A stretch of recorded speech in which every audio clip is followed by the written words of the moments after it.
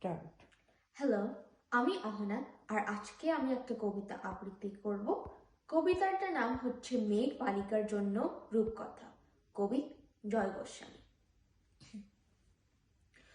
আমি যখন ছোট ছিলাম খেলতে যেতাম মেঘের দলে। একদিন এক মেঘ বালিকা প্রশ্ন করলো কৌতূহলে, এই ছেলেটা নাম কি রে তোর? আমি বললাম ফুসমন্তর। মেঘ বালিকার রেগে আগুন, মিথ্যে কথা, নাম কি এমন হয় কখনো? আমি বললাম নিশ্চয় হয়, আগে আমার গল্প শোনো। সে বলল শুনবো না, যা, সেই তো রানী, সেই তো রাজা, সেই তো একই ঢাল তলোয়ার, সেই তো একই রাজার কুমার পক্ষে রাজে, শুনবো না আর ওসব বাজে। আমি বললাম তোমার জন্য নতুন করে লিখবো তবে। সে বলল সত্যি লিখবি? বেশ, তবে মস্ত করে লিখতে হবে, মনে থাকবে, লিখেই কিন্তু আমায় দিবি। আমি বললাম তোমার জন্য লিখতে পারি এক পৃথিবী। লিখতে লিখতে লেখা যখন সবে মাত্র 2-4 পাতা, হঠাৎ তখন ভূত চাপলো আমার মাথায়। খুঁজতে খুঁজতে চলে গেলাম ছোটবেলার মেঘের মাটি। গিয়ে দেখি চেনা মুক্ত একটিও নেই সে তলাতে। একজন কি মনে হলো ওরই মধ্যেই অন্যরকম। এগিয়ে গিয়ে বলে তাকি, তুমি কি সেই মেঘ বালিকা? তুমি কি সেই? সে বলেছে মনেই তো নেই। আমার ওসব মনেই তো নেই। আমি বললাম তুমি আমার লেখার কথা বলেছিলে। সে বলছে সঙ্গে আছে, ভাসিয়ে গাইছিলে। আর হ্যাঁ শোনো, এখন আমি মেঘ নই আর, সবাই এখন বৃষ্টি বলে ডাকে আমায়। বলে হঠাৎ এক পশলার চুল থেকে নখ আমায় পুরো ভিজিয়ে দিয়ে অন্য অন্য বৃষ্টি বাদল সঙ্গে নিয়ে মিলিয়ে গেল খরস্রোতায়, মিলিয়ে গেল দূরে কোথায়, দূরে দূরে। বৃষ্টি বলে ডাকে আমায়, বৃষ্টি বলে ডাকে আমায়। আপন মনে বলতে বলতে আমি কেবল বসে রইলাম ভিজে একসা কাপড় জামায়। গাছে তলায় বসে রইলাম বৃষ্টি নাকি মেঘের জন্য।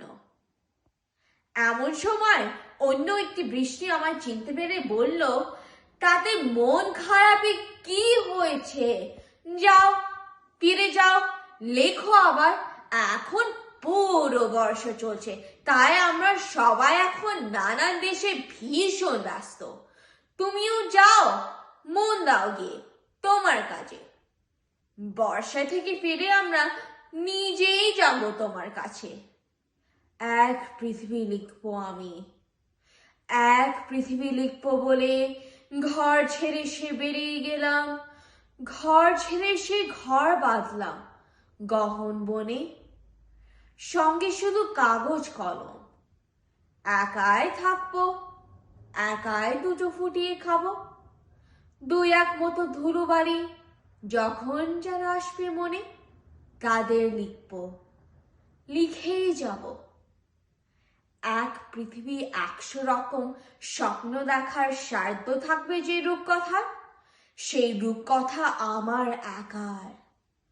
ঘাড় গুজে দিন লিখতে লিখতে, ঘাড় গুজে রাত লিখতে লিখতে, মুছেছে দিন, মুছেছে রাত।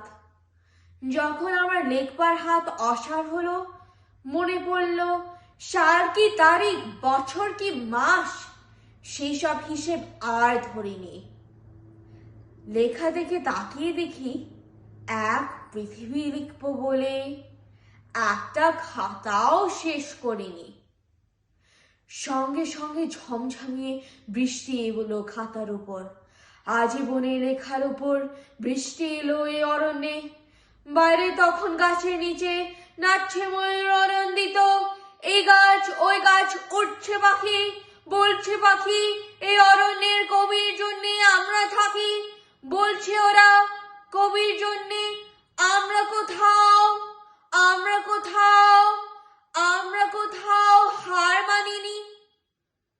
কবি তখন কুটির থেকে তাকিয়ে আছে অনেক দূরে, বনের পরের মাঠের পরে, নদীর পরে, সেই যেখানে সারা জীবন বৃষ্টি পড়ে, বৃষ্টি পড়ে, সে যেখানে কেউ যায়নি, কেউ যায় না কোনো দিনই।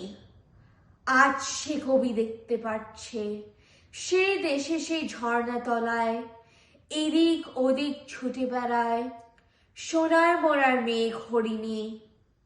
কিশোর বেলায় সেই হরিণী। ধন্যবাদ।